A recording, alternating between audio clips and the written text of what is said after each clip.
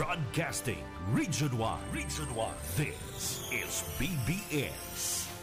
Bicol Broadcasting Systems Incorporated. DWLV 91.9 MHz. Your news and music stations. BBS. Basta Bareta. Sigurado.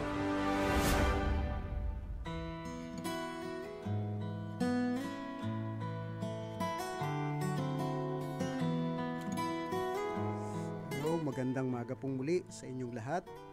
Narito naman po tayo sa programa Biyaya sa Pagkaaga. Muli ay magsama-sama tayo na magtalakay at mag-aral ng salita ng Diyos upang lalo po tayong maging kalugod-lugod at maging matagumpay sa buhay, sapagkat alam naman po natin, lalo na sa programang ito, wala tayong ibang naisin kundi ang dumating tayo sa level ng buhay na tayo po ay nakakatiyak at tunay po na nag-i-enjoy sa buhay. Praise God. Ito po ang biyaya sa pagkaaga. So napakahalaga po sapagkat nasusulat, man shall not live by bread alone. No? Hindi lamang po sa pagkaing material tayo po ay nabubuhay, kundi kailangan po natin ang salita ng Panginoon. Okay po, ang inyong kaibigan sa Impapawid, Reverend Jose Bergantin ng Christ to the Philippines at ng AMNI. Tayo po ay muling magsasama-sama. At salamat po sa patuloy na pagkakataon na binibigay sa atin na makapaglingkod at makapagpahayag dito po sa istasyong ito ng BBS DWL-BFM upang tayo po ay muling maidala sa Impapawid ang salita ng Panginoon. Samahan po ninyo ako sa kaunting minuto ng pagtatalakay ng salita ng ating Panginoon. Tayo po muna sumandaling manalangin. Salamat po o Diyos sa muling pagkakataon na kami ay magkakasama-sama upang mag-aral at alamin ang mga katotohanan ng iyong salita, sapagkat alam namin o Diyos na sa buhay na ito ay wala kaming magagawa kung wala ka. At tanging magagawa lamang namin ngayon dahil kami pa ay binibigyan ng buhay, unawain ang kalooban mo, sapagkat yun ang naisin mo at lahat ng bagay ay pagkakaloob po ninyo sa amin, dadagdag po ninyo. Muli po, pagpalain mo po ang sandaling ito sa pangalan ng Panginoong Yesus. Amen. Okay, so sa umaga pong ito ay muli po tayong mag-aaral ng salita ng Diyos as part of the continuation ng ating sinimulan nung last month, yung matalinong paglalakbay, na malinaw po na ang buhay natin sa mundong ito ay isang paglalakbay. Life is a journey. Sa paglalakbay, meron po itong pasimula at meron po itong wakas. No? Merong katapusan ang paglalakbay. Hindi po tayo mananatili sa mundong ito na buhay. Malinaw po ang sinasabi ng Bible.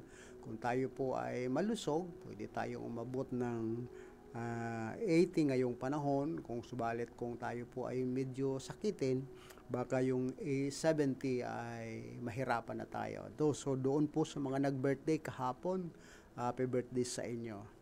Okay, so ngayon po ang paglalakbay na ito na may simula at may katapusan, dapat kilala mo ang sarili mo. Pagkatapos, alam mo kung saan ka nanggaling, your source, saan ka ba talaga nag-originate. Ikaw ba ay galing sa unggoy? Kung ganun ang understanding mo, so, yun ang pakaintindi mo.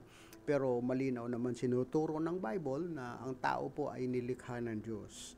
Malinaw na sinasabi yan sa Genesis chapter 1, verse 26 and 27, nang nilikha ng Diyos, tao, hindi po unggoy. Hindi tayo nag-evolve. Huwag tayong magpadaya doon sa Darwin theory, ng evolution theory, na tayo po ay galing sa unggoy. Okay, at kinakailangan, alam mo kung ano ang iyong assignment, ano ba ang gampanin mo sa buhay na to. Sapagkat ang buhay po sa mundong ito ay challenge, may mga hamon na dapat tayong harapin. At sa bawat challenge o kaya sa bawat responsibility, meron tayong accountability. Sabi nga, responsibility without accountability is irresponsibility. Kung di mo nagagampanan yung assignment mo o gampanin mo, ay may problema. So napakahalaga po na maintindihan natin ang ating gampanin, magampanan natin ang ating mga assignment ng maayos. Ikaw ba'y kabataan, ikaw ba'y ina, ikaw ba'y lola, lolo, o kaya ama, tatay. May kanya-kanya tayong gampanin sa mundong ito. Kung tayo naman po ay nasa larangan ng politika, meron din tayong gampanin. Kung tayo po ay leader, kung tayo po ay mga lingkod, bilang lingkod ng Panginoon, meron tayong kanya-kanyang gampanin. Na sa lahat ng ito, tayo po ay magsusulit sa Diyos. Yan po ang sinasabi ng salita ng Panginoon. Kaya sa buhay na ito, hindi po pwede yung bahala na, yung kesera-sera. Hindi po pwedeng ganon. Sapagkat itinakda ng Diyos at sinabi ng Panginoon, sinusumpa ko ang lahat ay harap sa akin at magbibigay ng sulit. So napakahalaga na matiyak po natin na tama ang ating ginagawa at na ibibigay natin yung hinihingi na corresponding actions doon sa mga requirements na hinihingi sa atin dahil tayo po ay may assignment sa mundong ito. Mga kapatid, napakahalaga po na maintindihan po natin ito. Ngayong pong umaga ay muli po babasahin po natin ang malinaw na sinasabi ng salita ng Diyos. Sabi doon, "Blessed is the man who walk not in the counsel of ungodly, nor sitteth in the seat of sinner, nor walketh in the standeth in the way of sinners, nor hindi nakikinig sa payo ng masama, at di tumatayo sa daan ng mga makasalanan at mga manlilibak." Mga kapatid, mga aral na ito po ay nagpapahayag kung tayo po ay magiging watchful, kung tayo po ay magiging maingat at mapagbantay tayo. Ang dadalhin po nito ay blessedness, no? Kapalaran o kaya pagiging mapalad, no? Ang ibig sabihin ng mapalad, yung kakaiba ang buhay mo, no? Nabumuhay ka ng isang buhay na hindi katulad, kakaiba sa nangyayari sa iba. Hindi isang buhay na pinagsisisihan, kundi isang buhay na talagang masasabi mo fulfilled ka sa buhay na to.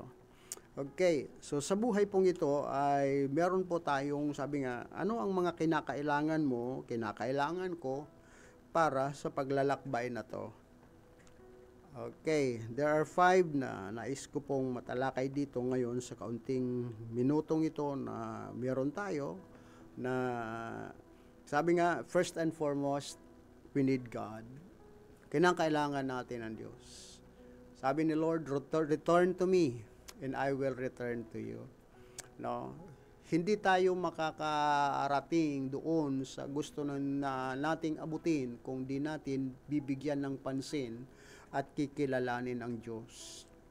Tandaan po natin, sayang, sabi nga ng Jeremiah 9:23, huwag mong ipagmalaki kung malakas ka, huwag mong ipagmayabang kung matalino ka, huwag mong ipagmayabang kung ikaw ay mayaman. Kung meron ka daw na ipagmamalaki, yun po ang sinasabi ng Jeremiah 9:23 and 24, ang ipagmayabang mo nung yung nakilala mo siya. Kaya kung kilala mo ang Diyos, ako po naniniwala na 100% magtatagumpay ka sa paglalakbay mo sa mundong ito. Napakahalaga na makilala mo ang Diyos. First and foremost, need natin ay ang makilala ang Diyos. Sapagkat malinaw na sinasabi ng Panginoon, Jesus, sabi John 15 verse 5, without me you can do nothing. Katulad lang daw tayo ng mga sanga, na ang sanga pagputol na wala na doon sa katawan, ito ay matutuyo at malalanta at matutuyo at igagatong. Mga kapatid, tandaan po natin, kailangan natin ang Diyos. Okay. Number 2, kinakailangan po nating word and instructions, mga turo at mga aral na ito po ay tanging masusumpungan po natin sa banal na kasulatan. No, the Bible, minsan pong nabanggit ko po dito, ang Bible po is not a religious book. Hindi po ito libro ng reliyon. na dapat lang basahin ng mga reliyosong tao. Tandaan po natin, nung si Jesus Christ ay pumunta dito, hindi po siya nagdala ng reliyon. Ang nakakalungkot nga, minsan na banggit ko po dito, na the longest war that ever happened in this world is the war of religion. Ang pinakamahabang labanan sa mundong ito na naganap sa kasaysayan ng mundo, and even until now, ang labanan ng mga reliyon. Judaism, Christianism, and maging yung Protestantism and Roman Catholicism. Meron po silang labanan, Islam and Israelites, Judaism, lagi silang naglalaban. Actually, ang labanan sa Israel ay laban po ng reliyon against the Islam, belief, at ng mga Israelites. Kaya nga, hindi po sapat na meron tayo po ay reliyoso. Kinakailangan po natin na makilala ang salita ng Diyos. Kaya nga si Jesus Christ, nung pumunta po siya dito, hindi po siya nagdala ng reliyon. Actually, during his time, ang lumaban sa Panginoon, ang lahat ng mga tumuligsa sa Kanya at nagdala sa Kanya doon sa pagpako sa cross ay mga reliyosong tao. Bakit? Hindi nila alam ang salita ng Diyos. Kung alam lang nila, actually po si Jesus Christ, sabi nga, the incarnation, siya po ang nahayag sa mundo ang katotohanan tungkol sa anak ng Diyos nang si Jesus Christ po ay maisilang sa mundong ito. Matagal nang hinula ito na ang babae ay manganganak, at ang babae ay manganganak, at ang binhi ng babae. Mga kapatid, subalit kahit mga reliyosong tao, hindi ito naintindihan nung panahon ni Jesus Christ. Kaya nga, ano po ang nangyari? Ang tingin nila kay Jesus Christ ay anak lang ng anluwagi o kaya nung karpentero. Mga kapatid, napakahalaga na maintindihan natin ano ang sinasabi ng salita ng Diyos. We need word and instruction na ito po ay ang salita ng Diyos. Sabi ko nga, ang Bible ay hindi po religious book. Ang Bible po ay aklat ng salita ng Diyos na dito po nakasulat ang mga command ng Panginoon, commandments. Balikan na lang po natin yung 10 Commandments. Ang 10 Commandments ay hindi po ito optional. Wala tayong karapatan na maging selective. Kung ano ang sinasabi ng utos ng Panginoon, we need to follow, we need to obey, at mabuhay tayo ayon sa sinasabi ng salita ng Diyos. We need instruction sa journey ito. Hindi po pwede na yung idea mo. Why? Sabi ni Lord, your thoughts are not my thoughts and your ways are not my ways. Hindi pareho ang daan natin at ang daan ng Panginoon. Kakaiba, ang grabe ng pagkakaiba ng daan ng tao at ang daan ng Panginoon. Okay, so kinakailangan po natin ang Word of God and instruction na nasusulat sa banal na kasulatan. Ulitin ko, ang Bible po ay hindi po religious book. Kung ang trato po nito, gaya iniingatan natin dahil ito'y religious book, no. The Bible is the Word of God. At ito po ay ang gagamitin ng Panginoon. Actually, nung si Jesus Christ po ay nandito sa mundo, sinabi niya, akala ba niyo ako ang magsusuplong sa inyo sa Ama? Sinabi ni Jesus, hindi ako ang magsusuplong sa inyo sa Ama, kundi ang mga sinulat ni Moses tungkol sa akin ang magsusuplong sa inyo sa Ama. Mga kapatid, na kinakailangan po natin magbigay galang sa salita ng Panginoon. Sa journey ito, kinakailangan po natin ang salita ng Diyos. Okay, number 3 na dapat nating ma-secure sa journey ito, makasumpong tayo ng mga right messengers. Katulad po ng early church, so sa panahon ni Jesus Christ, meron pong mga temple leaders, temple servant. Doon sa temple, meron mga high priest during that time. Pero meron pong isang lingkod ng Panginoon na pinupuntahan ng mga tao doon sa disyerto na walang iba, si Juan, na nangangaral ng salita ng Panginoon, nangangaral ng aral tungkol sa kaligtasan, tungkol sa kaharian ng Diyos. Hindi lamang po mensahe, kundi tamang mensahe, mensahero at tamang mensahe ang dapat nating hanapin, sapagkat pag ito po ang nasumpungan natin, ako po naniniwala, dadalhin dadalhin tayo nito sa isang matagumpay na paglalakbay, sapagkat meron nakasumpong tayo ng isang mabuti at tamang mangangaral na binabanggit o kaya itinuturo sa atin ang salita ng Panginoon. Actually po si John, nung siya po ay nandito sa mundo at nangangaral, ang message po niya, repent, magsisi. No, hindi po siya nag-tolerate. Actually, meron mga lumapit kay Juan during that time. Lumapit po yung mga sundalo, sabi niya, ano ba ang dapat namin gawin? Anong sabi ni John? O makontento kayo sa inyong buhi, sa inyong sahod. No? At sinabi naman niya doon sa mga tax collector, huwag kayong maniningil ng labis. Mga kapatid, tandaan po natin, sa buhay na to, kung walang tamang messenger at walang tamang instruction, magkakanya-kanya tayo, magiging magulo ang mundo. Kaya si Lord nagpapadala ng mensahe, ng tamang mensahe, at ito po ay dala ng mga tama at matuwid na mga mangangaral. Mga kapatid, mapalad tayo kung nakasumpong na tayo ng mga ganito. Okay, number 4, right companion. Dapat nakasumpong tayo ng tamang kasamahan. No? Tandaan po natin, sabi diyan, corrupt communication, corrupt good manners. No? Kung ang kasama-sama natin ay mga tao na corrupt ang kaisipan at ayaw ng mga bagay patungkol sa Diyos, ako po naniniwala, makukontaminate tayo nito at dadalhin nila tayo kung ano ang gusto nila. Yun ang mangyayari sa atin. Ano? Kaya nga, dapat makasumpong tayo ng mga tamang tao na magiging kasama natin, sapagkat malinaw ang sinasabi ng Panginoon. Hindi pwede na magsama ang liwanag at ang dilim. No? Kaya nga, kung ikaw ay nasa kadiliman, magsimula kang hanapin ang kaliwanagan. No? At kung ikaw ay nasa liwanag na, humanap ka pa ng mga taong nasa liwanag na. At pag kayong dalawa o kayong tatlo o ilan man kayo, na kayo lahat ay may dalang ilaw, ako po naniniwala, mas lalong magliliwanag ang inyong daan at kayo ay makakarating sa tama at dapat ninyong puntahan o kaya paroroonan. Kinakailangan po ng right companion. No?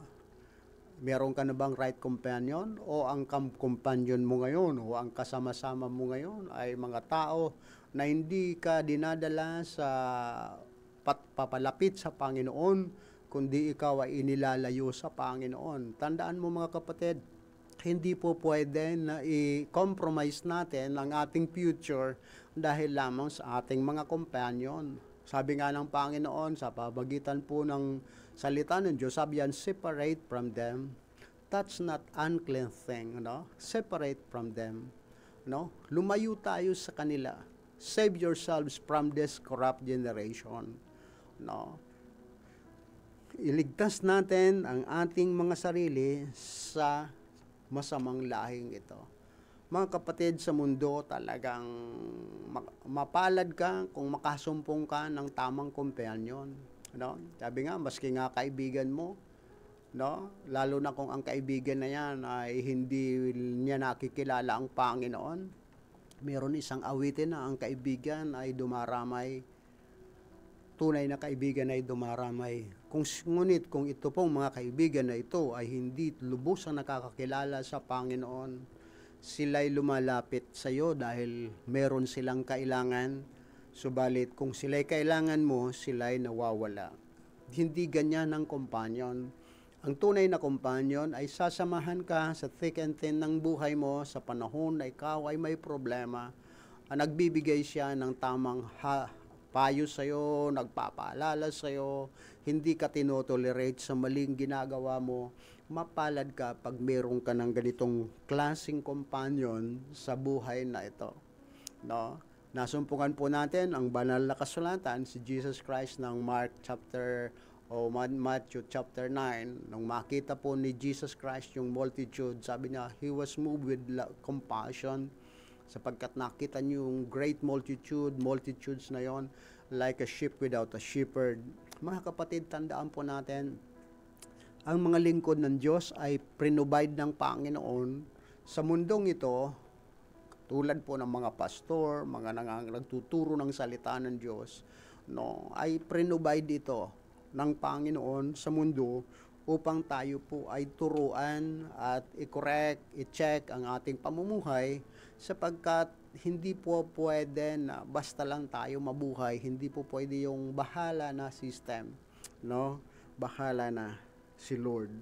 Mga kapatid, napakahalaga po na maintindihan natin na sa buhay na to, meron pong panuntunan. Meron pong panuntunan ng Diyos, meron po siyang requirements, meron siyang mga linatag na mga conditions. No, sabi nga, this is the way, walk in it. No, dito ang daan, dito kayo lumakad. Nagtatanong yung mga alagad, Lord, sabi kasi ni Jesus Christ, ako'y aalis sa paruroonan ko, kundi kayo makakapunta doon. Sabi ni Thomas o kaya ni Philip, Lord, paano kami makakasunod kung dahil hindi namin alam ang daan? Ang sabi ni Jesus Christ, John 14:6, sabi niya, I am the way, I am the truth, I am the life. Ako ang katotohanan at ang buhay, ako ang daan, sabi ni Jesus. So right companion, dadalhin ka sa tamang daan. And number 5, we need models to imitate and inspire us to pursue the journey. Kinakailangan po natin ng mga modelo, no? Mga halimbawa na mga gayahan na siyang nagagayahin po natin ng kanilang pamumuhay, though they are not perfect, but they are righteous person, no? Ang iba sa kanila ay mga patay na, ang iba sa kanila ay mga buhay pa. Mapalad ka kung nakakonect ka sa ganitong mga tao. Although ang iba ay patay na, subalit naipamuhay nila.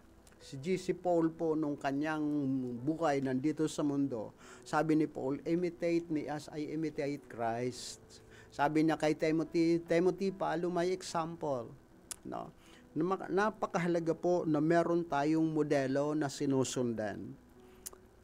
No, meron tayong halimbawang sinusundan. Kaya nga, although rare ito, bihira itong masumpungan, pero mapalad ka kung makasumpong ka ng modelo na sinusundan. Hindi lang siya mahusay magsalita, hindi lamang siya mahusay magturo, kundi nakikita mo sa buhay niya ang ipinapangaral niya. Nakikita mo sa buhay niya ang itinuturo niya. Sabi nga, yung tinuturo niya na unang-unang recipiente ng kanyang itinuturo ay siya, no? Sapagkat sa mundong ito, madaling magturo, no? Hindi tayo katulad nung sinasabi ng Panginoon sa Matthew chapter 23, no? O kaya sa mga ibang chapter ng Bible, nabi doon, gawin ninyo ang kanilang sinasabi, subalit huwag niyong gayahin ang kanilang mga ginagawa. Nakakalungkot po yung ganun na tama yung sinasabi, pero yung ginagawa ay hindi sumasang-ayon sa kanyang sinasabi. Mga kapatid, mapalad tayo kung makasumpong tayo ng model na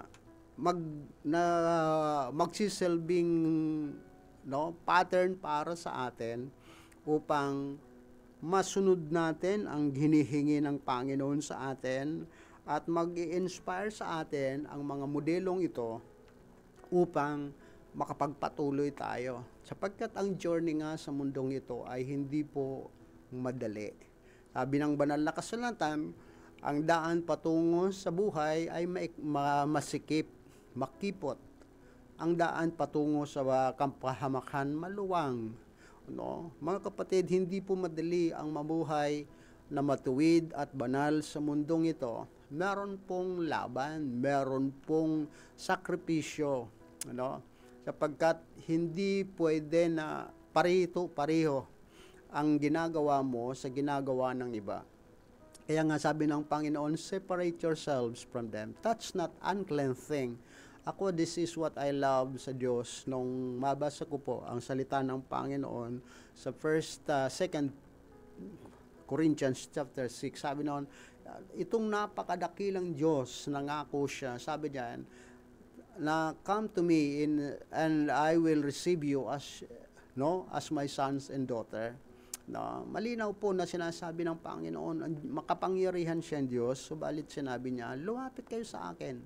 No, ako'y magiging ama nyo at kayo magiging anak ko. Ganon siya hindi siya insecure.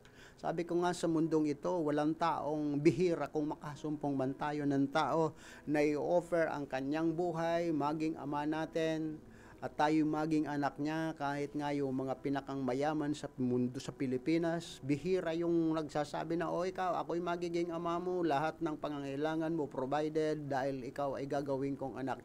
Bihira kang makasumpong ng ganung tao. Kung meron man, mapalad ka dahil meron kang ganung klaseng tao na nakakonekta sa kanya, pero bihira yon. Subalit ang Diyos ay laging ganun ang kanyang kalagayan, sa in-offer niya ang kanyang sarili. I will be a father to you and you will be my sons and daughter. Mga kapatid, sa umaga pong ito, sabi ko nga, mga kinakailangan natin nito. At kung meron ka nito, kung meron ka ng isa, meron ka ng dalawa, meron ka ng tatlo, lalo na kung naubos mo ang limang ito, na meron kang Diyos, meron kang salita ng Panginoon na sa buhay mo nagsibigay sa iyong instruction, at nakasumpong ka ng tamang mensahero, ako po naniniwala, malapit ka na sa iyong journey. Sabi nga, ang journey mo ay tapos na sa istorya ng buhay mo, tapos na yan. No? Sabi nga, ang success daw ay predictable. Ang success is predictable, even failure is predictable also. Ang tagumpay at ang kabiguan ay masasabi mo sa isang tao bago pa niya matapos ang journey niya sa anong parahan, kung siya po ay sumusunod sa mga instruction. Mga kapatid, sa umaga pong ito, sana po ang dalangin po namin sa programa ng Biyaya sa Pagkaaga.